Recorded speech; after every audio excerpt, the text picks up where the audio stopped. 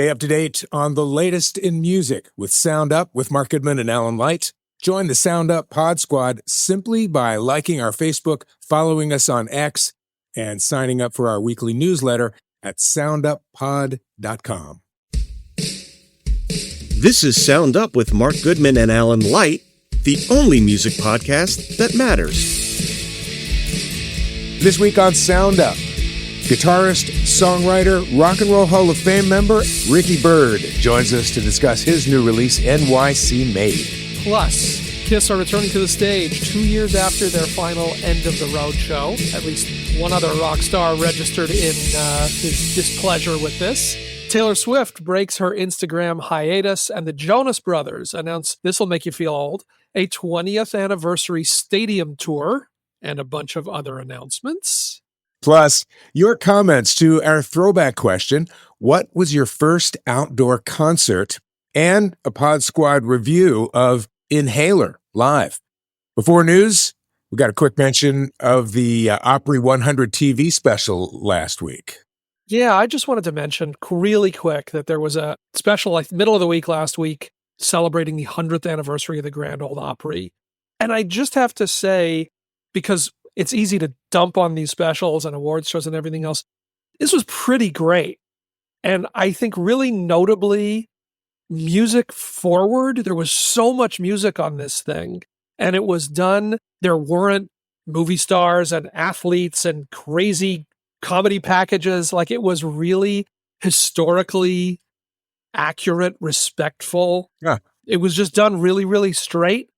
If you actually look at the lineup, pretty amazing lineup, not surprisingly, that they got for a live broadcast, from Garth Brooks and Trisha Yearwood doing a George Jones and Tammy Wynette tribute, to some of the better new, Luke Combs and Carly Pearce and some of the really great recent Opry members, back to like Travis Tritt and Clint Black and some of the 90s guys. The packages were very just informative, quick, in and out. The live performances were really strong. There were a bunch that were just somebody on an acoustic guitar doing a song. The emotional tone was a great range, from sort of some goofier stuff to like Eric Church did his song that was the tribute to the folks who were killed in the Las Vegas festival shootings that he had premiered at the Opry a couple of days later, and went back and revisited that song. I just have to say, I was so impressed top to bottom with this, as like, we're just going to talk about country music history, what this place means. Most artists did kind of one old classic song and then one of their songs. Brad Paisley and Alison Krauss did Whiskey Lullaby, introduced by Whisperin' Bill Anderson, who co-wrote the song, standing side of the stage. It was very much about building those, historical ties. And it's streaming on Peacock. And if you're interested in this stuff, it's really worth your watching. So I just wanted to mention it. And I'm happy to say, I don't know what these things mean anymore, but it was the top rated show of the night. People actually did. I didn't know if people would have the patience to do 3 hours of something that's kind of as serious as this was. But the performances are really, really good. And it's a really good document. If you have an interest in country music history, maybe don't know all this stuff, it covered a lot of ground. So just putting that out there on a week when I actually didn't go see any live music. I have a ton this week. I'll have lots to talk about next week. But staying home and watching that was a worthwhile thing to do. 100 years. 100 years. A century of country music. I don't know. That just seems like, wait a minute. It's amazing. Where does the time go? The longest running radio program of all time, that it's consistently been going, still going. And it makes you understand. They show obviously so many, a montage of people being invited into the Opry and breaking down in tears and saying it's the greatest day of their life. And you always kind of think like, is that really the greatest day of Carrie Underwood's life when she gets asked to join the Opry? Right. But then you see this history and you see how everybody has been on that stage and all of the things that have happened there. And you realize it really is a significant passing of a torch, passing of the baton when you're brought into that. If you're at all interested or inclined, I would urge you to go check out the stream on Peacock. And considering, these days, and by these days, I mean in the last 10, 15 years, country music has really been so influential. It really has gone towards taking over the pop charts. Yep. A lot of our quote pop stars come from country, and a lot of our rock stars come from country. So maybe more than ever, people should be tuning into this. I did not see it, but with your review, I am going to check it out. Absolutely. Yeah, it's a commit. It's a 3-hour show. I mean, I don't know if Yeah. this streams without the ads, so maybe it's shorter and all of that, but it's a pretty extensive show. But I just couldn't believe that they maintained, music front and center, full performances, or again, 2 songs together or whatever, and not like, oh, we got to make sure we keep it moving fast and cut them in a bunch of medleys and bring in a bunch of celebrities. It really didn't do any of that. And I thought that was really cool. We got some more news that's really cool. Roger, stay seated. I'm Kiss right here. returning to the stage for their first live performance in 2 years. Roger was all about this. Not even 2 years, by the way. Not even 2 years. But I mean, look, let's caveat this. First of all, they're not putting the makeup on. They're not going on a tour. This is not a major performance. I think what this is, if I'm correct, is there's a Kiss Army celebration. It's the Right. 50th anniversary of the Kiss Army, which was a big part of Kiss being, just existing. I mean, when radio wouldn't play Kiss, Kiss Army demanded it, surrounded a radio station, became this force. One of the first, like maybe since Beatlemania, a real fan club that had a tangible kind of influence on the band's success. And, they're doing this celebration for the Kiss Army, and Gene Simmons, Paul Stanley, Eric Singer, and Tommy Thayer, the most current iteration of Kiss, are going to play not in makeup. I would assume this will be either, a brief electric set or an acoustic set, much like what Kiss was doing on the Kiss Cruise. Mm-hmm. That's what I think this is going to be. I don't think this is any indication that, hey, they're going back out on the road or anything like that. I don't have any problem with them doing this kind of thing. They have been massive supporters of the Kiss Army. Right. I mean, I know being in radio, I heard from those people. I heard from them. So I get that. And I know, who was it, Alan? I think you gave us Dee Snider. Well, I was going to read last night. Dee Snider posted in response. Yeah, I was told today that a Kiss reunion in Vegas has been announced. 14 months since their last farewell. That may be a new record for them. I can't believe people still put up with their shit. To me, it's insulting. Well, and I'll also note, not that this is anything, but Gene Simmons just canceled all the dates of his solo tour. So to keep interest high, you mean? Seemingly because of lack of ticket sales and lack of interest. And so is this, did this conversation start when he realized he was going to have to bail out of those shows because nobody was coming to those shows? The timing raises a few questions. Well, that's not fair. That's not fair. How is that not fair? I don't know. This is Gene Simmons we're talking about. I agree. I think Gene Simmons is the king of marketing, and he certainly has proved that with his band. But you think that they're doing this show purely out of altruism and the good of their heart, and to show a thank you to their fans? Is this something Kiss has ever done? No, but something they're off just the road to be now. nice. I don't know, Roger. I'm not the Kiss expert. To me, it seems like, well, sure, it's a convention. It's a couple of days. They're one show. They're probably, maybe they won't do pyro. I don't know, but it just seems like why slag off? If they were going out and even doing 10 dates, I'd be like, okay. First of all, they've done plenty of nice things, especially for the troops and things like that. But what are the real reasons for this? I think they are very appreciative about the Kiss Army. They don't need the money. Gene doesn't need the money. No, I don't even think at this point he cares about the attention. But he still cares about the money. Well, listen, I think Gene is kind of defined by Kiss. He's the most Gene Simmons when he's on stage playing, which is why he went out almost immediately after the Kiss end. And, it's a shame that people, don't want, he's got a great band behind him. I'm surprised ticket sales, unless he just booked into too big of venues for what this is. But, if this is a one-off, great. If this becomes, hey, we're going on and we're going to do 10, 15 dates of unmasked shows, then it gets a little weird but once again, every band has done this. Every band has come back. We're going to get mad at Kiss now, like 20 bands into this. Like, we're not mad at The Who. We're not mad at this one. We're not mad at that one. This is expected from every single band. When you buy a farewell ticket, it should have a big star on and big asterisk on it every time. And it seems that everyone who is doing this relatively lately it's like, we're not touring anymore. That doesn't mean we're not playing any live dates anymore. We're not touring. Elton John did the same thing. And also, too, Kiss is in an odd situation because on one hand, if you play, you've broken your farewell contract, much like Motley Crue did. But if you don't play, it's you're ignoring this major part of your career that supported you. So, like, someone's going to be annoyed either way. So, folks, we turn to you. Are you on? You can email us. You can voicemail us. connect@sounduppod.com. We know we've got Kiss fans out there. Are you in the Dee Snider camp saying, I don't want to put up with this shit anymore? Are you in the more generous camp saying, hey, look, it's barely been a year. It's 14 months, but it's a special occasion. Let them do it and have their fun. If you bought a ticket to the last show, do you now feel like, what did I waste my money for? Like what there's lots of different takes on this, we know, and it is true, it's a special occasion, it's a special fan event. It's not like, hey, we're just going out and playing, but still raises the, when there was that much hoopla around this is the end.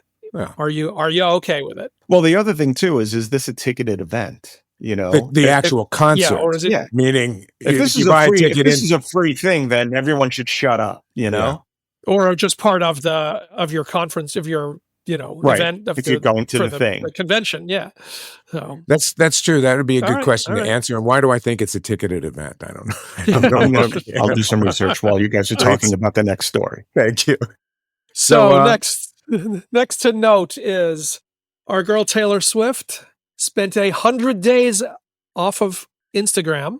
I dare you to do that. Anyone listening, I dare you. And jumped in with a little praise for the new Selena Gomez record that came out last Friday. Her collaboration, this is Selena's collaboration with her fiance, Benny Blanco, called I Said I Love You First. Taylor Swift, with a link to the album, posted, I love this, all caps, I love this album so much. Oh my God. 1, 2, 3, 4, 5, 6, 7, 8, 9, 10, 11. I think 13 Ds. I'm not, which would make sense. 13 for our girl. Uh-huh. So this is Gomez's first full release in 5 years, and Taylor's first Instagram post in about 3 months. She's been quiet since the end of the Eras tour. I think more than I expected, more than I anticipated. I think it's good and smart. I think some time away, particularly after the Chiefs didn't win the Super Bowl, probably a good move from Taylor. But I also was wondering whether she could help herself, whether she's able to stay low profile that long. We're still waiting on dates for the two or any news on the 2 remaining Taylor's version albums. Still nothing on that. Still no new music or guest appearances or anything. But her friend Selena was enough to get her, up off the couch, or at least to pick up the phone and get back out there for a couple of seconds. What do you think? I feel like Selena Gomez, maybe since Only Murders, I don't know. It seems like she's achieved another level of credibility. I'm not sure what the right word is. I don't know about credibility, but I would certainly say success. I mean, success, between that certainly. and the Amelia Perez film, mm-hmm. And I think she cracked I don't know if she made the $1 billion club but some massive amount of money from some of her deals and all of that. Yeah, I think that's right. I think that she's at another level of celebrity or of visibility or whatever you say. And at a time where I think there have been a lot of questions of, are these female pop stars doing enough to support each other and stand up for each other? I know a lot of her fans, a lot of Selena Gomez fans were saying, where is everybody? Taylor's supposed to be her best friend. We haven't heard anything from her about the singles.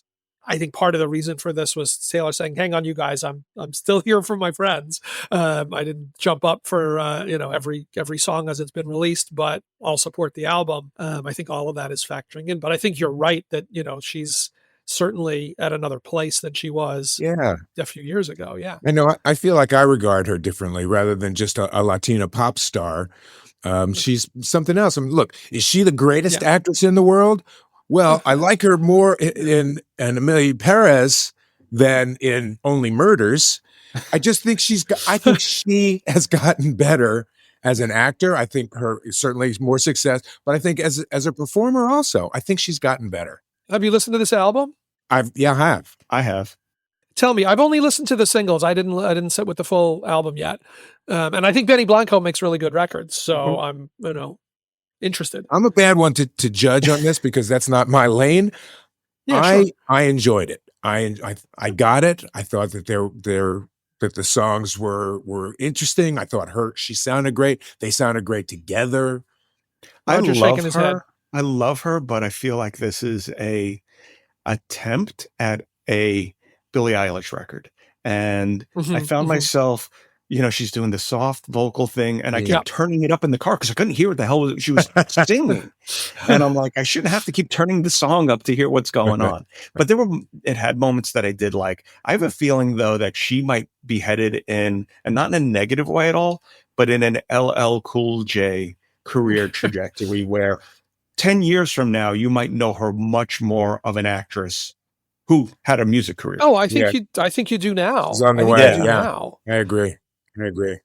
So, especially since I get what you're, even just from the singles, I get, Roger, what you're talking about, that it's that, more low volume, more whispery. Yeah. There's the song with Gracie Abrams, and that it sustains that through the album. Those are typical of what the rest of the record's like. For the most part, I'd say, yeah. Okay. But what the hell? All right. They're all singing like that. Every woman of her age. Oh yeah, absolutely. It's like it's what's happening. It's all about. Can't falter. One more thing to note here. Yes, the land of boy bands. The land of boy bands. I'm not really excited at all about this. The Jonas Brothers announced the 20th anniversary stadium tour. Anybody? Something? I'll say this. First of all, did you think 20 years later you'd be talking about the Jonas Brothers? Fair enough. Much less a stadium tour. Fair enough. Again, we've talked about the stadium tour thing as, it's becoming almost run of the mill. You're doing a tour. Oh, you're playing stadiums. Yeah. So, but I do want to mention they announced this tour. They revealed the dates at JonasCon, which took place over the weekend at the American Dream Mall in New Jersey. And in addition to announcing the tour, which starts August 10th at MetLife Stadium, right next to the mall there, and is playing Dodger Stadium, Fenway Park, playing full stadium shows. They also announced new Jonas Brothers album coming August 8th, new Joe Jonas solo album coming May 23rd, upcoming Disney Plus Christmas movie, A Very Jonas Christmas, a 70th anniversary Disney song coming, a live album from their London show, a new song theme for ESPN Sunday Night Baseball, and Eli Manning appeared to announce that the Jonas Brothers will be inducted into the New Jersey Hall of Fame. That seems to me to be a flood the zone philosophy. What do you think? That's announcing new studio album, new live album, one of them with a new solo album, couple of additional TV songs, and a Christmas film, in addition to a stadium tour 20 years into a career for the Jonas Brothers. Mm-hmm. Who gets the last laugh here? I don't know. Hell yeah, man. And what about the openers? Marshmello, All American Rejects, yes, and Boys Like Girls, which is all of them are really interesting openers for the Jonas Brothers, in a stadium tour. I just saw Boys Like Girls open for Dashboard Confessional over the summer. We got some emo, we got some pop punk, we got some EDM, and then we got the Jonas Brothers. That's so true. I'm a little bit fascinated, I have to say. Don't spend a lot of time sitting around thinking about the Jonas Brothers. Pretty interested. Just that JonasCon, okay? And all this Jonas Brothers news. Who would have thunk? Who would have thunk it? I agree. All right, we're going to take a fast break, and when we come back, as promised, member of the Rock and Roll Hall of Fame, thanks to his, decade-long career in Joan Jett and the Blackhearts, Ricky Byrd is going to be joining us to talk about his new record, Made in NYC. That is next. All right, welcome back to Sound Up. Our guest this week, as promised, might be best known for providing backing vocals and guitar in Joan Jett and the Blackhearts on their biggest albums, I Love Rock and Roll and Up Your Alley. Actually spent over a decade with Joan Jett and was inducted into the Rock and Roll Hall of Fame as a member of that band. His fourth album, out this Friday, April 28th, called NYC Made. It is a nostalgic, sort of gauzy look back at the sounds and experiences in the New York that Ricky grew up in, out on Little Steven's Wicked Cool Records. The first single is Transistor Radio Childhood.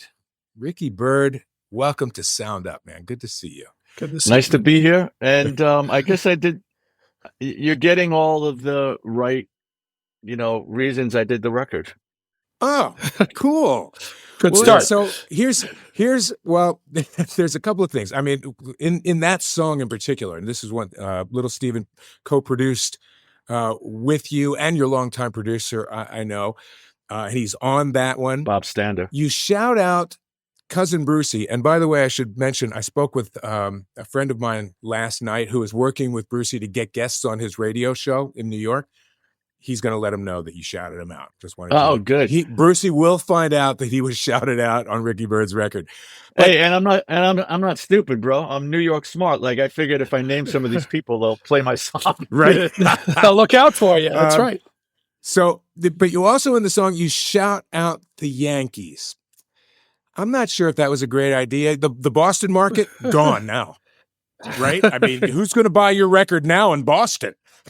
You got to be true to your team. Yeah. Right? Yeah, I don't really, that's not my problem. That's their problem. The whole record is nostalgic, as I say. We're sort of, joking around about it, but it's a very sweet, and it's sort of through this gauzy lens. Did you know going in that this is what this album was going to be? That I was going to be gauzy? Yeah, the gauzy. That sort of spunky look back. Or did it just happen? No, it just happened. The name of the record came at the very end, obviously. I just started writing. So, like before this, I did the two, Lifer, my first solo record, was straight up rock and roll. That came out in 2013. The next two were recovery based, right? Yeah. Because I've been in recovery coming up on 38 years. And I started doing these recovery music groups at treatment facilities. So I needed songs. Those are the songs that are on those two records. When I finished Sobering Times, the last one, which was during right at the beginning of the lockdown, when it came out, I said, okay, let me try to write about other stuff. I thought maybe I didn't want to keep repeating myself, and until I have a new angle, not that there's many angles on recovery, it's basically it's the same. But I just wanted to take a break. I started writing songs with different subject matter. And the first one, so when I finished the last record, Steven Van Zandt said to me, he said, hey, you should be on Wicked Cool. And I said, that sounds good. And I said, but what I want to do is I want to do singles, because I started to think, like, what's the point of doing full records? Maybe you get one or two songs played and you spend all this time and money recording a whole record. And, the people that buy it, obviously you're going to hear it, but a lot of people miss some of the deep stuff. And I said, let's do singles like Tommy James, in the 60s. So the first one came out, I think it was in late 23, if I'm not mistaken. It was a Glamdemic Blues, right? So that I wrote, obviously, as I was sitting right like here, or I was in my basement studio during the pandemic. A glammy song, You could say what would you say I was again? Gauzy and glammy. Gauzy, yeah. Right. And then came Alien, was the second song they put out, single. That song struck me. You know why? Because you're back in, you were similar age, I'm guessing. Mm-hmm. And that song is The Day the Earth Stood Still. Dude, you ready for this? Right. Come on. I watched The Day the Earth Stood Still on TCM. And that night I had a dream that I was sitting in one of those old black and white B movies, like a police interrogation room with a little round table and that swinging light that one kind of light. Talk. And I was sitting there, but it was, instead of police, it was 3, studio right out of a movie, aliens. And they were telling me, like, right out of that movie, you're done. It's over. We gave you a shot, and you don't have to run a planet, so it's over. But the funny thing was, next to me was Van Zandt. Now, the only thing I can't remember in the about dream, he was in the dream. Yeah. Oh my God! The only thing I can't remember if he was Silvio Dante from The Sopranos or Steven, but he was mediating this dream, right? You're conciliar to the aliens. Yeah. Yeah, to the aliens.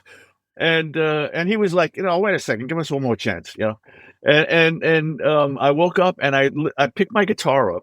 There's always an acoustic around here, and I wrote the chords to Alien. And I went in a glam kind of thing, because that's part of my history too. Like, I grew up on Slade and all the bands that we love, along with the Rolling Stones and all my other influences. Sweet and bands like that. Yeah, exactly. Yeah. So I started writing it, and I started writing the lyrics. So that song is me being. There's 2 songs that have a little bit of a political, as far as I'll take it. That it's basically saying, hey man, what's going on here? Like, pull it together. That's the aliens talking, right? Yeah. And that's how Alien came about, right? And at the end of it, I even name drop. I say, if you run it, I'm talking to the aliens, right? If you run into Major Tom, give him our best. And that's only for me and everybody over a certain age. I love ear candy. The last couple albums had a very specific intent, had a very specific reason for the songs you were writing. Do you feel like there was something that triggered, all of this? We said this, looking back across your musical history, looking back across New York City musical history, was that just percolating the whole time and this is when it came out? Or do you feel like there's something that kind of set you off looking at this for this set of songs? It's a lot of that stuff. It's, when you start getting older, you start looking back. There's nothing wrong with looking, as we learn in recovery, there's nothing wrong with looking back, just don't stare, right? So that's I love that line. Yeah, that's the line. So, like, I decided when I started doing solo records, all right, who am I? Like, what do I sound like? And what I sound like is a combination of all of those things that I listened to on that transistor radio childhood. All of that music that was played, you will hear in my music. You could hear a little Otis Redding. You could hear a little Al Green. You'll hear a little Stones. You'll hear a little Mick Ronson. You'll hear on your sleeve, on my sleeve. And I'm doing it on purpose. I'm saying, listen, rock and roll is it's not a dying art form. There's, as in the song, there's a song deep into the record called "Rock and Roll's Demise." Parentheses has been greatly exaggerated. Yeah. That song is about no. There's a band somewhere in Sheboygan in a freaking garage that they're 15 years old and they're banging out chords and the neighbors are complaining. Trust me, they're there. Now, there's no radio, for that. There's very limited space. It's not like the old days. Thank God for Steven Van Zandt and Underground Garage. There's a lot of online stations that'll play that kind of stuff. It's very hard to get on the radio. Even me, right? I'm classic rock. You know that, Mark. But I can't get Q104. Maybe they'll play it once, but classic rock is Bad Company and Journey and this one and REO Speedwagon. So it's very hard to get on the radio if you're just a rock and roller like myself. But again, thank God for people that put us on the radio that's left. And that's what that song is about. So I think the direction I was going was looking back. And very New York. I wanted it to be very New York. Why did you want it to be very New York? Which goes into why I called it NYC Made. Because it was, and I am. I grew up in the Bronx. Hey, look. Okay. I grew up in the Bronx until I was 13, which was where I spent a lot of that transistor radio childhood, on the roof or under the blanket on a school night listening, or, on the stoop, as I mentioned in the song. And also, I think in the music business, I think you would say I'm made at this point. You know what I mean? Yeah. You know what I'm saying? I know what you're saying. Speaking of Silvio Dante, yeah.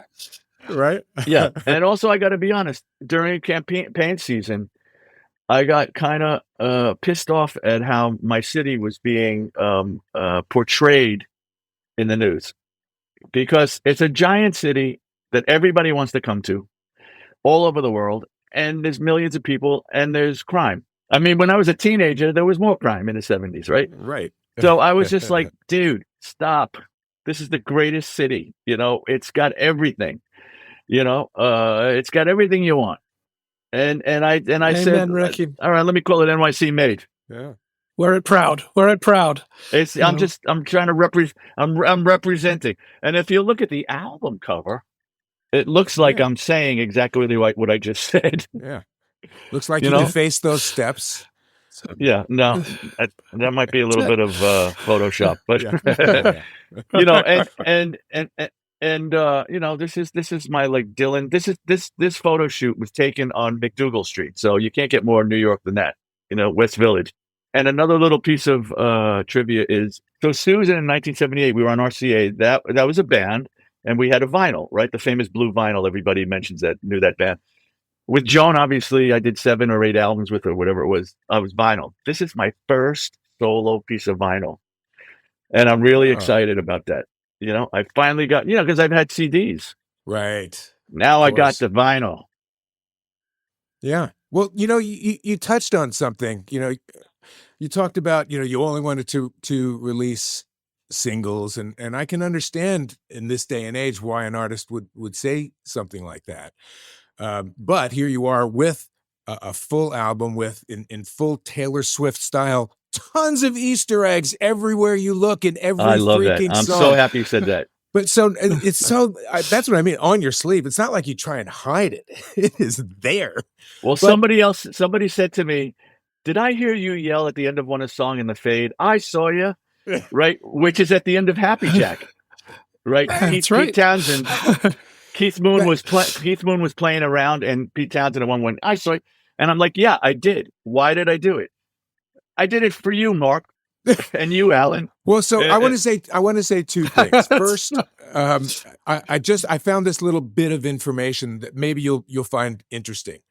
5 years from now, 2030, all baby boomers will be retirement age. And so the crowd that this really appeals to is dying off. Who are going to get quickly. that stuff? Yes. Well, that's why I did it. What That's does why transistor radio mean to know. anybody? Well, dude, I'm a boomer. I'm on the upper end. I'm next in line. With that said, if you just listen to it as a rock and roll record and you're a rock and roll fan, you'll hear it. But those deep things, I do them for me. Why is that? Because when I was a kid, when I was like a teenager, we already moved to Queens at that point, and I had those remember the giant headphones you listen to on your realistic stereo receiver, and at that point it turned into FM, and I was listening to Scotzo on NEW and all of those cats. Every record you heard, there was always something, even if it was a mistake, that they left on the record. And in turn, when my bands, when I was a teenager, played high school dances, church dances, you would say, no, we got to put that in there. That's part of the song, right? Yeah. That's why I add that stuff. And Transistor Radio, if I may go back, that was the last song I wrote for the record. And it's been a very weird couple of months. My mom was sick at that point when I was writing. Before I started writing that song, my mom got sick. And she has since passed. She passed in October. My stepfather just passed away last month. So it's been that. And that's part of the aging process. And that's the way it is. Yeah. So I started thinking thinking back about my childhood. And in the Bronx, when we were all, just young and fresh. And if you saw me anytime then, I always had a Yankee baseball bat. Sorry. Because we lived right up the block from the stadium. You could see the stadium from our kitchen window. And a baseball glove, right? Broken in, of course. And a transistor radio like this, right? Against my ear. And that's what made me write that song. So, and then I put all that stuff in there because those are the people, obviously I couldn't put everybody I listened to. But the great thing about AM radio back then, it was top 40, but it was great stuff. And it went from the Stones' new record to Trini Lopez to The Thrill Is Gone by B.B. King to the Kinks, it was Sinatra, right? Remember like when he did Winchester Cathedral, that weird period. But that's why I'm me. That's why I'm me, because I listen to all that stuff and I love to put it in to my music. And even at the end of Transistor Radio Childhood, I do that whole reprise with my Beach Boys stuff. Yep. And I did all those vocals myself. I just said, Bob, just hit record, and then we doing okay. Hit record. I got another note. Hit record. I got a third note. And I sent it to Van Zandt. I sent it to him before I did all the music, like all the add-ons, because I tend to put a lot of stuff on my records. It could slide into ELO really easily. And I wanted to do a stripped down version of something. So I did Transistor Radio Childhood, bass, drums, no piano, no nothing. And Van Zandt said, this song is a classic, but it doesn't sound finished. He gave me some suggestions.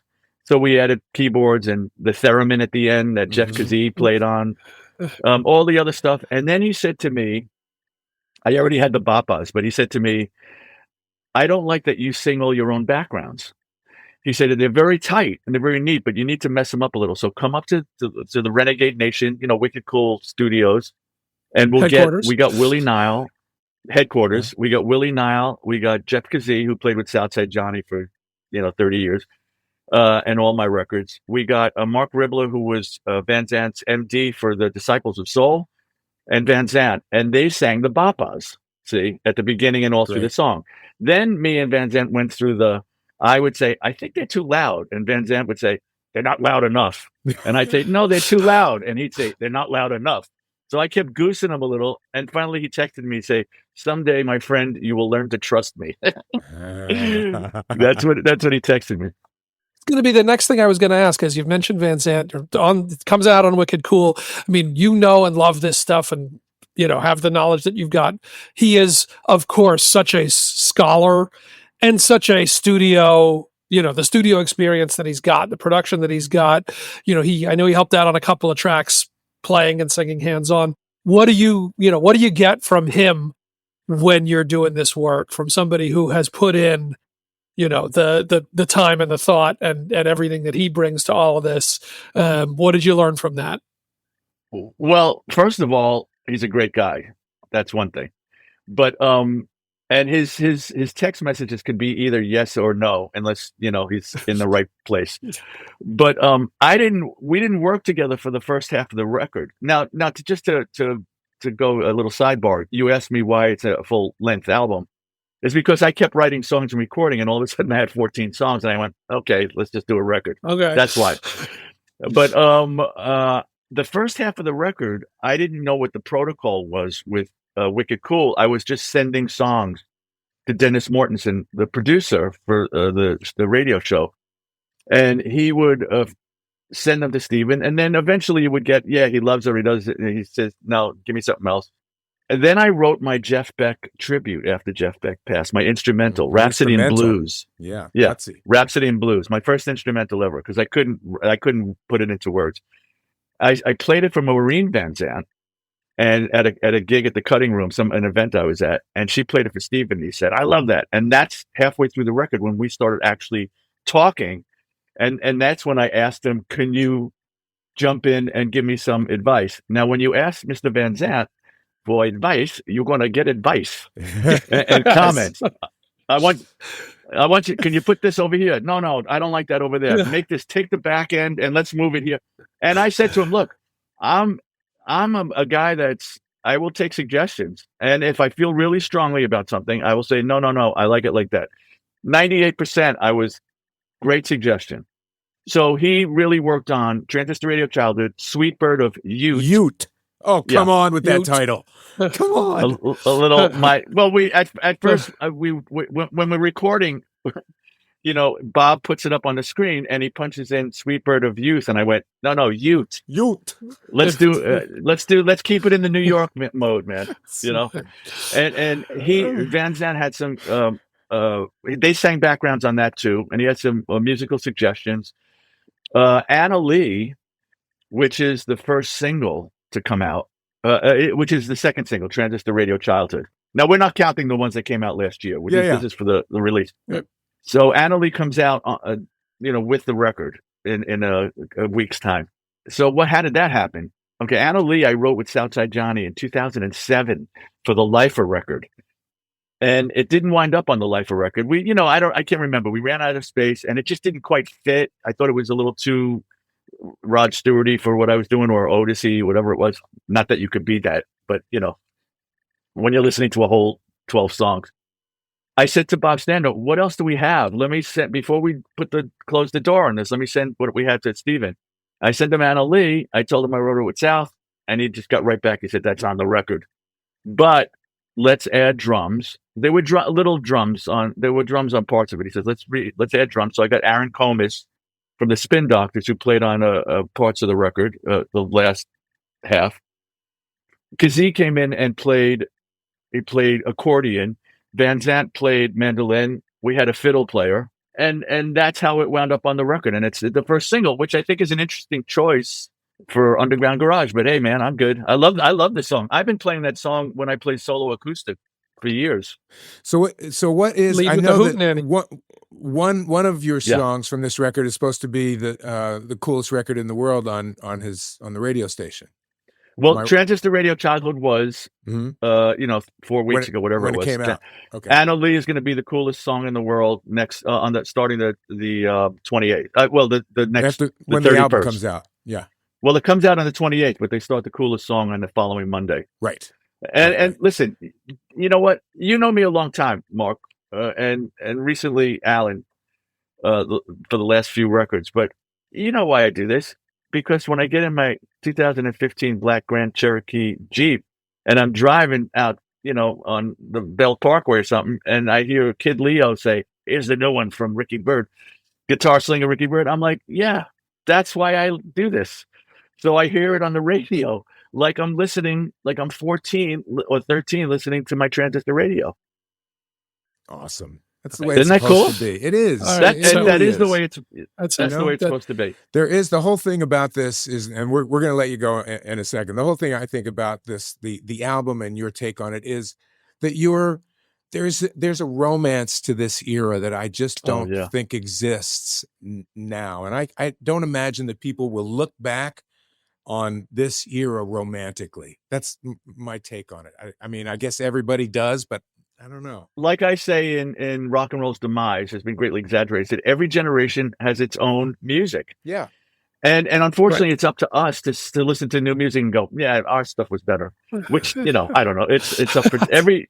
Yeah. Music is supposed to change, right? Everybody's allowed. And my that's it. My 23-year-old daughter, she likes classic music. She listens to the Eagles and stuff like that. But she also listens to rap. Yeah. I'm not trying to do anything. I'm just trying to put out music that's like people will smile and go, oh man, that reminded me of All the Young Dudes, or that sounded like this or that, or my Jeff Beck instrumental. Wow, cool guitar, That's it. That's all I'm trying to do. And as long as I can keep doing it, I'm going to keep doing it, and that's all I got with that. As far as I'm going to start doing signed copies from rickybyrd.com with my little packages I always put together. Oh, perfect. Before we let you out of here, we do a quick lightning round. 3 questions here. Okay. We got the big 3 questions. Mark, you want to lead? Yeah, quick one. This is like short answers off the top of your head. What was Mark? You should know by now I don't give short answers. Well, I think we're all realizing that's why he's giving you instruction going in. I see. All right, here we go. 2 words. What was your first instrument? It was my guitar. Straight to it. No violin before that. No piano lessons. Just that. Because I saw the Stones and the Beatles on the Ed Sullivan Show. That's the one. Okay. All right. So question number 2. Which song do you never get tired of playing? Wow. Yours or somebody else's? I don't know. Yeah, anyway. I know. You know what I love playing? I love doing Roadrunner, the Bo Diddley version. Oh. When I do, when I guest at an event, I say, let me do Roadrunner.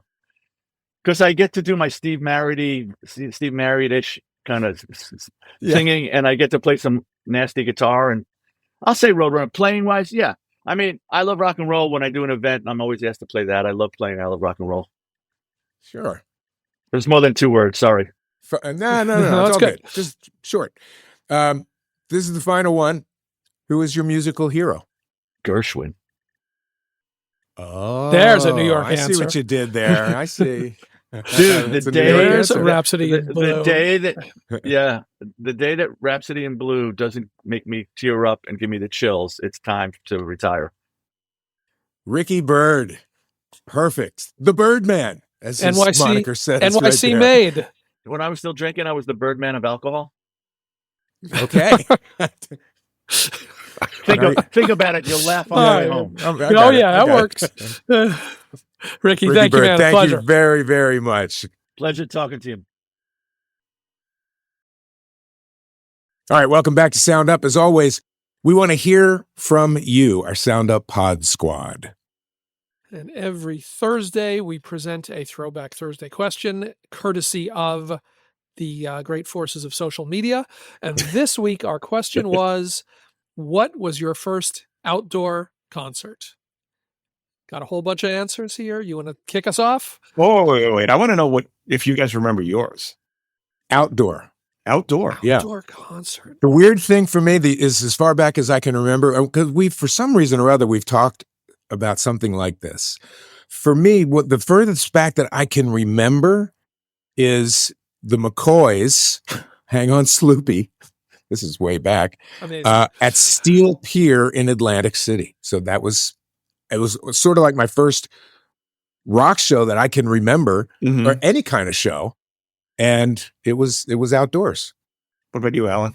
I kind of there weren't really so many outdoor venues. Right. So there wasn't a shed. There wasn't a lot of the things that exist now in terms of what touring looks like. And so the first thing I can think of, there must have been something before that, but the jazz station in Cincinnati, fantastic station, WNOP, which broadcast an AM signal from 3 oil drums parked in the Ohio River on the Kentucky side of the river. And after many, many years of broadcasting, they eventually sank.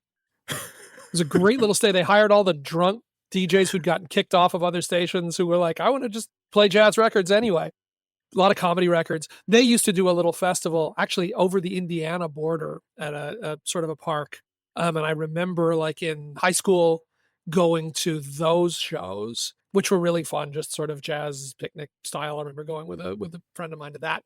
That's the first I remember. There must have been something before that, but that's what comes to mind. Roger, what do you? Springsteen, Born in the USA tour, Giant Stadium was my first. That was your first outdoor show. Yeah. Outdoor show, not just stadium show. Wow. Outdoor show. Yeah. It was my first stadium show, my first outdoor show. And if I'm not mistaken, my second one was 3 years later at the same spot for Bowie's Glass Spider tour. Wow. That's something. I don't remember what my first stadium show was. That I got to think about. That's a whole nother Thursday. That's a whole other thing. Well, some of them are here. If you want to start the answers, Mark, you got the first one. Yeah. We'll do that. Wow. Mike Sloan reached out to us. He says the Doobie Brothers Minute by Minute tour at the Universal Amphitheater in LA before they put the roof on. Damn. The Captain and Tennille and Nicolette Larson joined them for the encore. That's a great show right there. You know?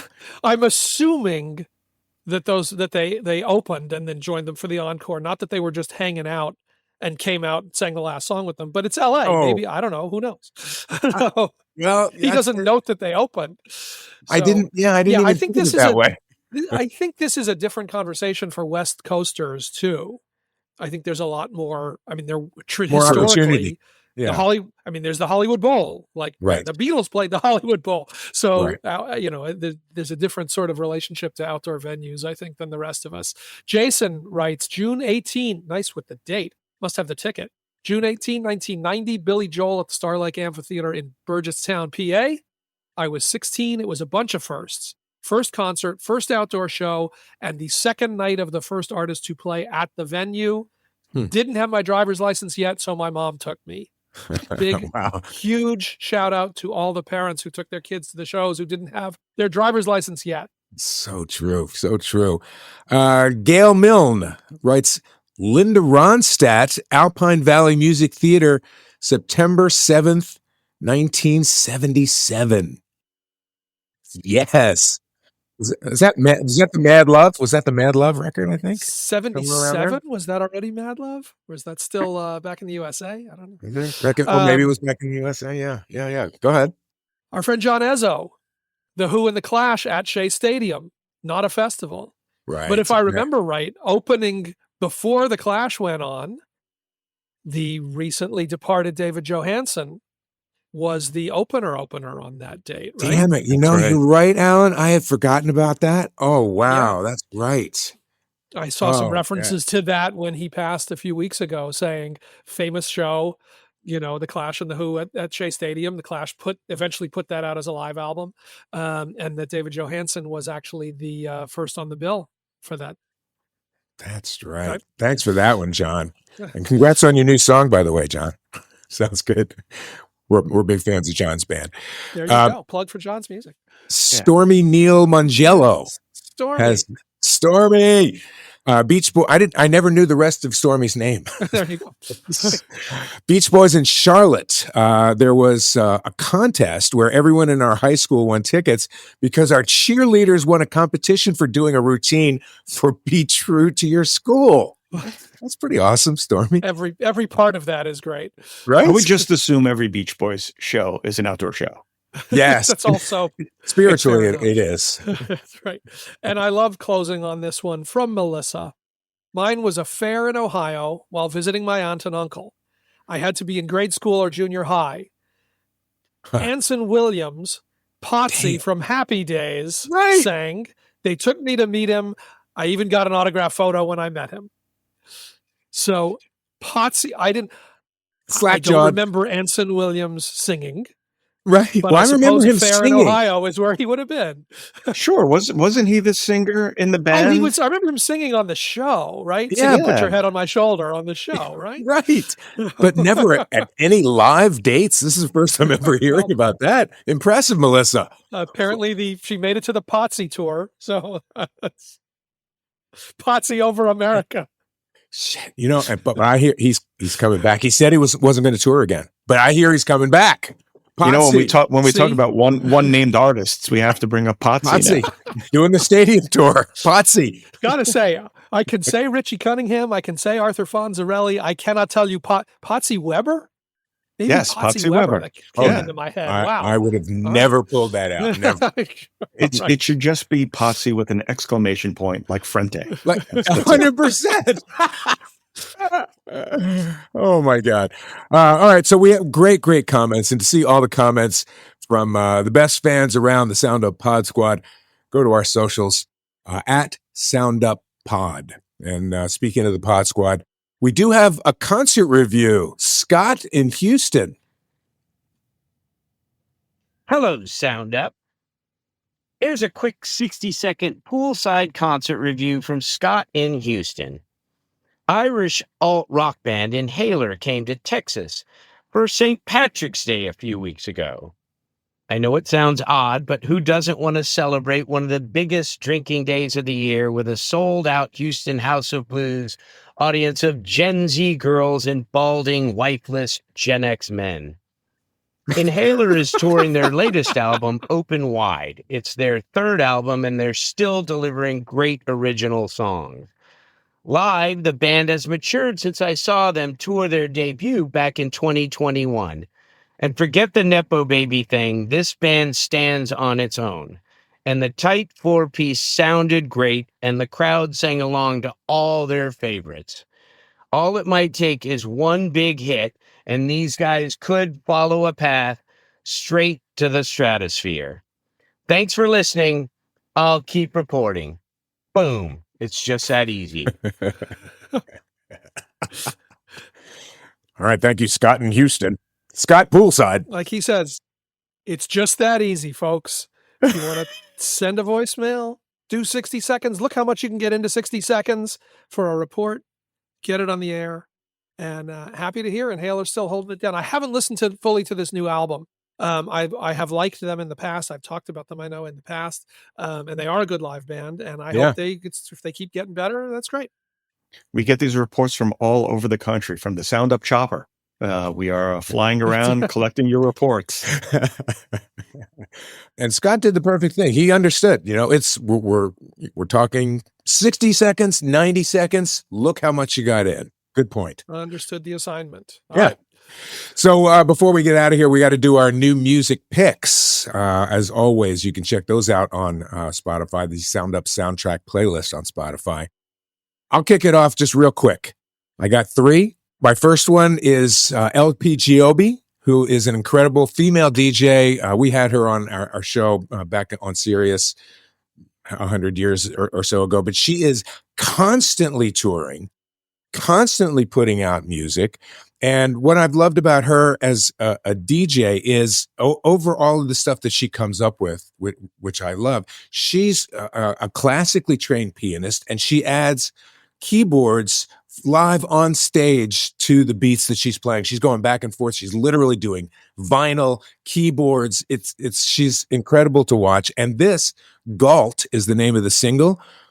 And this is the most keyboards, like out there, almost jazzy keyboards on this. I love it. She's also done all this stuff with the Dead. She has. Right? Well, her parents are Deadheads. The Dead catalog. Yeah. But she's making a big bridging those worlds. Yes. And remixing Dead stuff and Garcia stuff and touring at, playing at Dead related events and shows. When she's up there spinning, she's wearing tie-dye oftentimes. Right. She's really like a hippie. She's like a young hippie. It's really something.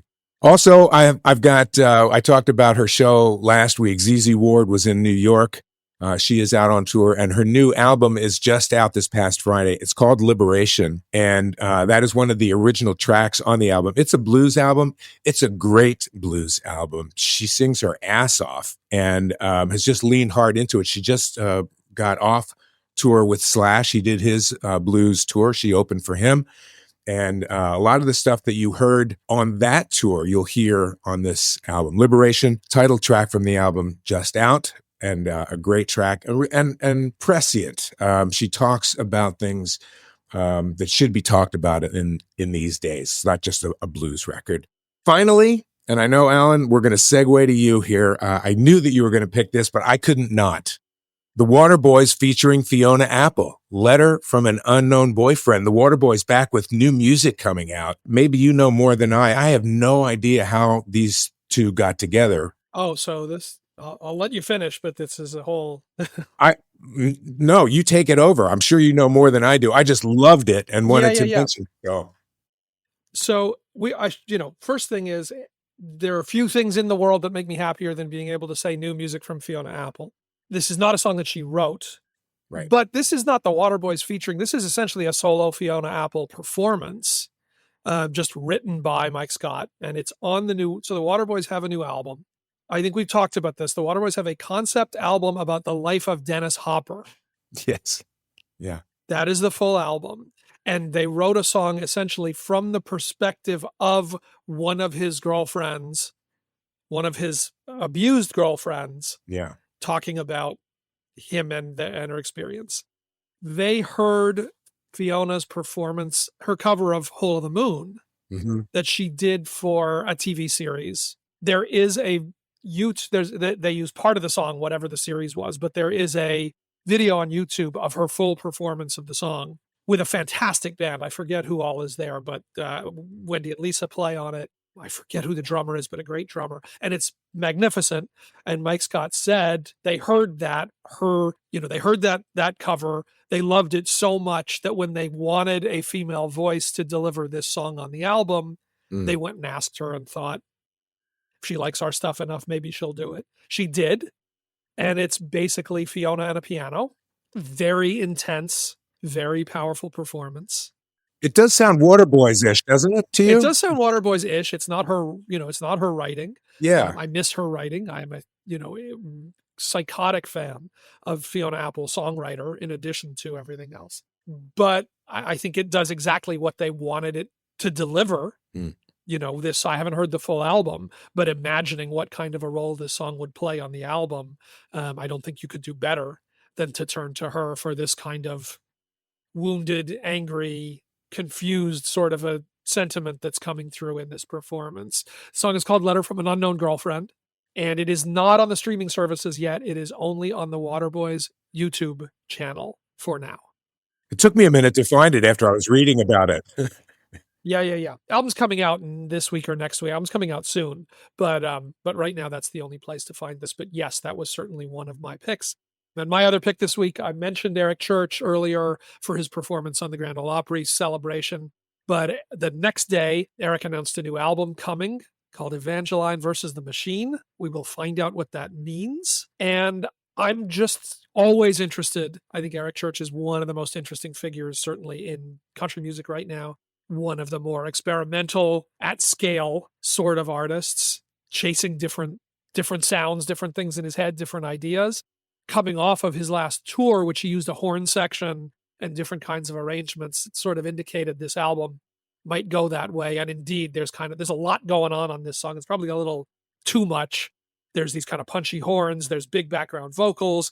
There's a thing that he relies on a little too much, which is quoting lyrics from other songs and other song titles to kind of create a thing. It's a little busy, this song, but it does make me very eager to hear where the rest of this album is going to go. I will note, I know, Mark, you never like when they just announce a track list, and usually it's useless, but I did note on the track list, he does a Tom Waits cover from one of the he does Clap Hands from Rain Dogs on this album. So if that didn't pique my interest, if I wasn't already in, that would have got me. This song from Eric Church called Hands of Time, I think I didn't mention the title, also uses a ticking clock as a rhythmic element. There's all kinds of things happening here. But the Fiona and Waterboy song and this Eric Church song are my selects for the week. Great. Roger Coletti. So I was going through Spotify this week and I found this song by an artist I don't know. Maybe you guys know. I think it's pronounced Sombr, Sombr. Yeah. And he's been a big TikTok sensation for a while and released a couple songs that have done really, really well on streaming.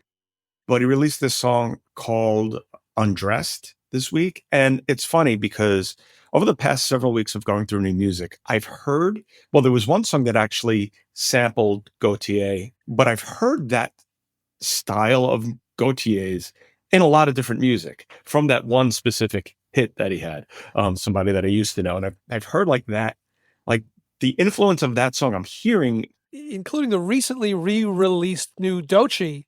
That's single. what I mean. Yeah. There's the Doechii single, but this song kind of samples it. Yeah. Yeah, but this song kind of, it doesn't sample it, but it kind of has the same kind of pattern and sensibility to it. And it's just a really cool song. And I was like, oh, who is this kid? I got to check him out. But so far, it looks like he just released the singles and EPs. And I don't know if there's an album coming yet, but young kid and really cool song. And it's interesting that we're talking about Gautier. I was like, what happened to that? That was the other thing that made me like, what happened to that person? That guy decided to not do hits anymore. He's doing music. I think he's painting also. I mean, he's still in Australia. He's still doing stuff, but literally made the conscious decision to go, you know what? I'm not interested in that. Wow. It's interesting. I wish I'm sorry about it because I like that record a lot. Who knows? That's what he's doing.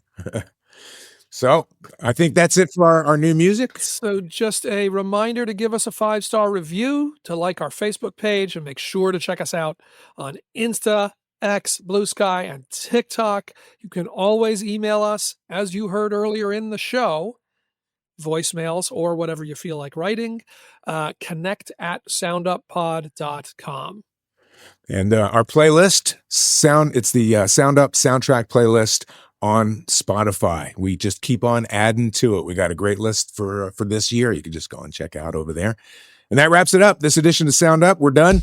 Check us out on socials for exclusive content and more. All at Sound Up Pod. Thank you for listening, and we'll catch you next week.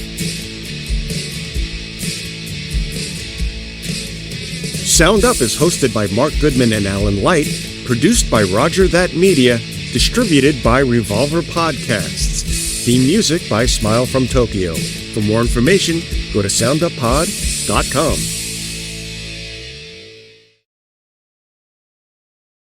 Roger that.